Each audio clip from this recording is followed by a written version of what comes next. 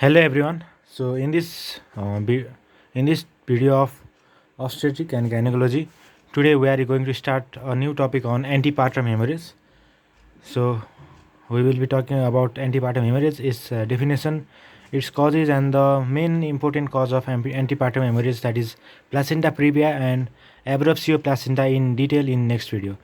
So talking about antepartum hemorrhage, it is known as the bleeding from or into the genital tract after the 28th week. And 28th week is the period of viability, that is lower limit of fetal viability, or that is known as beyond the period of viability of gestation and before the birth of the baby. So what is APH? It is defined as the bleeding from or into the genital tract after 28th week, that is beyond the period of viability. And this 28th week is known as arbitrarily is known as lower limit of fetal viability in developing countries like India and Nepal, and whereas in USA the 20th week is known as lower limit of viability. So in USA, the bleeding from or into the genital tract after 20th week is known as antepartum hemorrhage.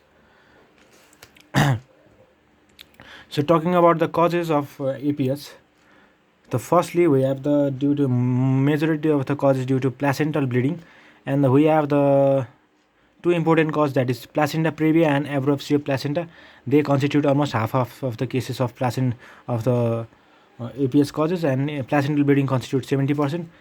So we have the second one, we have the unexplained or indeterminate type, that is due to 25% of the cases, and it includes vasa previa and succenturiate lobe.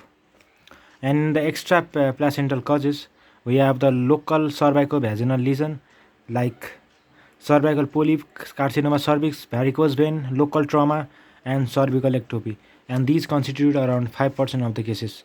So this was about antepartum hemorrhage definition and its causes. So from next video we will be talking about placenta previa in detail. Thank you.